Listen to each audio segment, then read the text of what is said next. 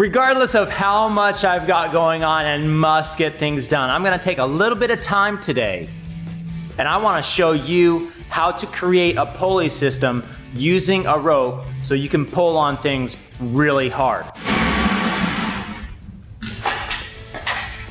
Before I start pulling on it, let me show you what I've done up top for the rigging.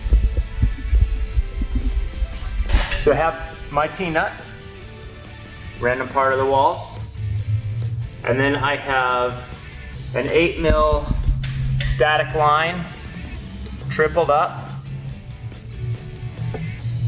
tied off, so if this does break, it probably won't go whipping back into me. That's the hopes. Let's get to pulling. So I've just lost my other cameras, 2 of them. We'll see if I can get it with this one. So this is me just standing on the ground, pulling. I'm sliding. So 65 pounds. That has nothing to do with my strength, but everything to do with the traction, which isn't gonna change. All right, so now we're gonna add in our first mechanical advantage here. And I'm gonna tie a knot that's actually new to me. It's called the farmer's knot. Typically what I tie in here is a trucker's knot.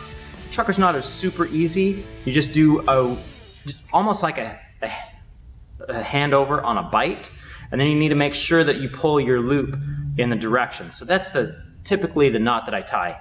Now, it is super hard to get that knot undone. So I learned a new knot today called the farmer's knot. You take one loop over your hand, second loop over your hand, third loop over your hand, leave it kind of loose, take the first loop over this way. Now so the middle loop over. Now your new middle loop over the other way. And then this new middle loop now over this way. Now grab your new middle loop, which was the very first one that you had, and pull it through and pull on the opposing ends here. Now this is called the farmer's knot, I believe. And you can take 2 carabiners and put it on here to make this knot easier to untie. So I'm gonna do that. We've got this and this. I'm gonna tighten this down. And as we pull on this, this will help us get this knot untied. Pretty sweet knot.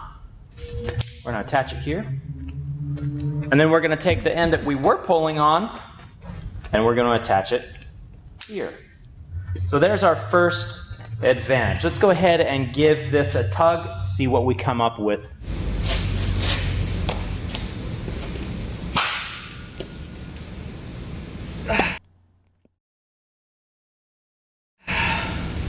Okay, so there it is. So I now have my one anchor point, goes up to my first mechanical advantage, now to a second mechanical advantage. Let's see what we got.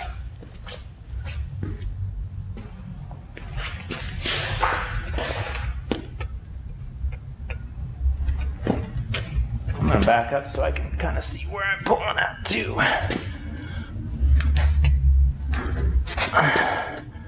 There's 300 pounds, that's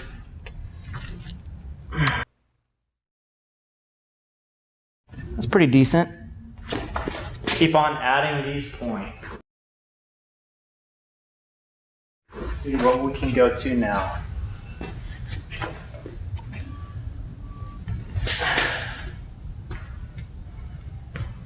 I know that's not going to fail right now, so I'm not super worried about getting underneath it.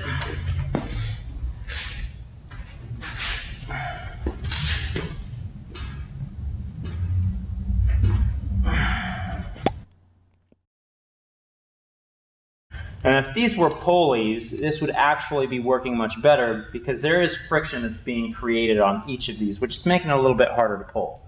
But I should be able to pull a lot easier now to get the same pull strength that I was originally. Certainly using up a lot more rope.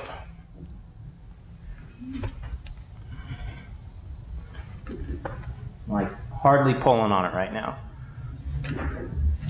Now I'm giving it some good tugs.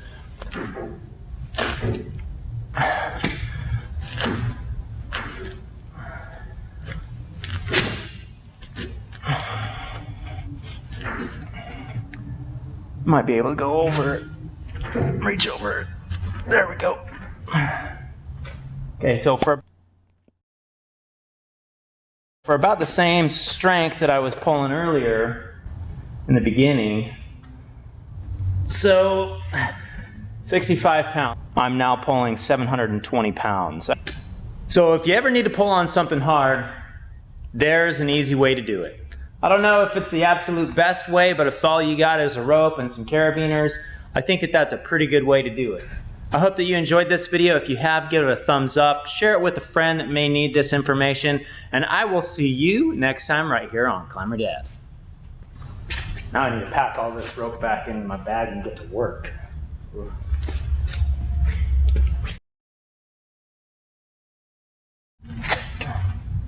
I want to get way beyond that though. So let's just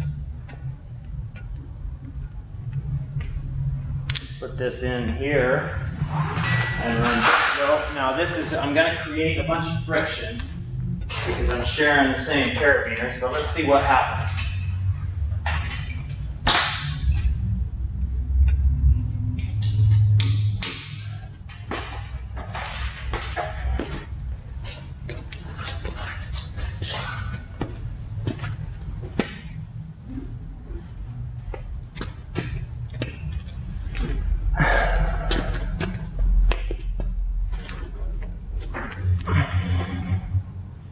Not much. So what I'm doing here is I am wrapping another loop around the carabiner. And when I pull on it, the end that I'm pulling on goes underneath the rope that will be pulling on it when I release my pressure. And this does lock the pressure into the system. However, I also lose about 300 pounds of pulling force just by adding this amount of friction into the system. So it does make a difference in how hard you can pull, but it is kind of nice also to be able to lock off that pressure a little bit easier.